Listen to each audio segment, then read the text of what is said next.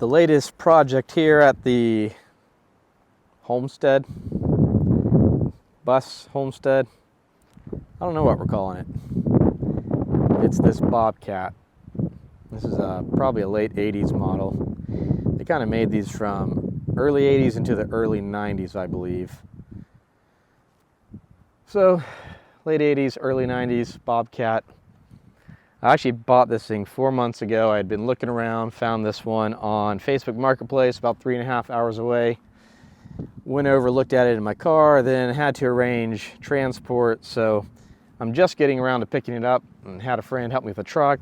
My friend borrowed a truck from a friend.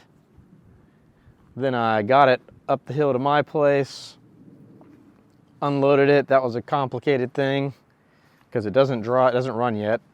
I gotta fix it. So strapped it to a tree.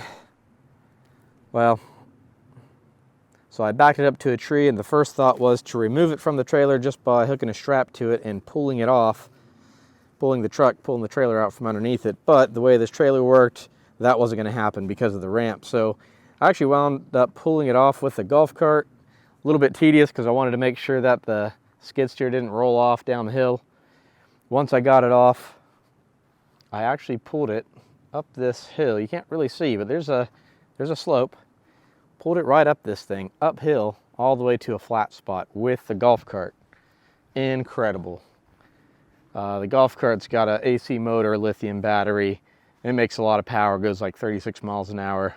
And all I needed was my neighbor on the back of it to give me some traction, and we just walked it right up uneventfully. So this has a Kubota engine, the D1402. Pretty familiar with Kubotas because, well, I've got a few. But this one, that's a donor engine right there for another project that I don't even have yet. And then I've got a generator. So I sprayed it off, trying to get this area clean. There's stuff all up in here. So I got to get all that grime out of there. I'm probably going to rent or get this thing to a steam pressure washer and just blast everything out. Then go through, replace all of this rubber that has turned to plastic basically. All this stuff, get it gone. I've got to replace all the hydraulic lines. There's going to be a pile of those, lots of money probably. And same thing in here. I was in there with rubber gloves, just pulling out as much gunk as I could. Getting everything kind of clean and presentable so when I'm working on it, it's a little more doable. That's a cover plate. And getting wish list of parts. But all this stuff came out of there. Going through and greasing the fittings, just getting things moving. It's been parked for a long time, so hopefully I don't have to do everything on this guy. Hopefully these seals are working and I don't have to do that just yet. But it's a big project. But I'm here for it. I got a good deal on this thing. And now I'm going through and got to get it running. All this stuff will be replaced, all these rubber hoses. Try to take all the variables out of this thing.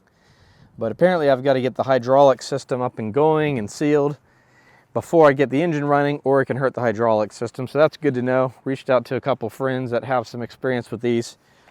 Getting all the information I can from people who know better than me. But lots of learning that's going to occur with this thing. Now, I got this because I've got plans for a building. I've got some dirt to move around. There's like a hill, kind of like that. And I got some big ideas to drop all of this, level it out, because it's probably a couple feet different from there over to here.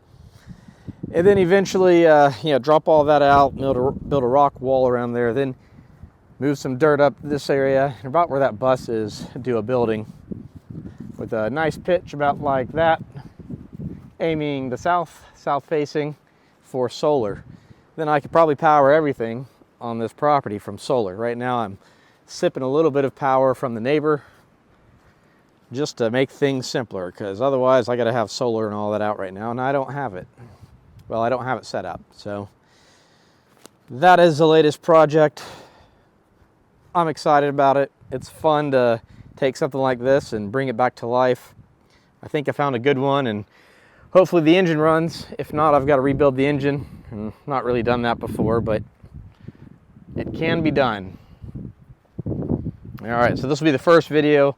I expect I'll share some other videos in the future on this thing as I'm learning, as I'm changing parts and bushings and all the rubber, getting it serviced, and maybe be a good resource for some other people who are buying one of these to rebuild.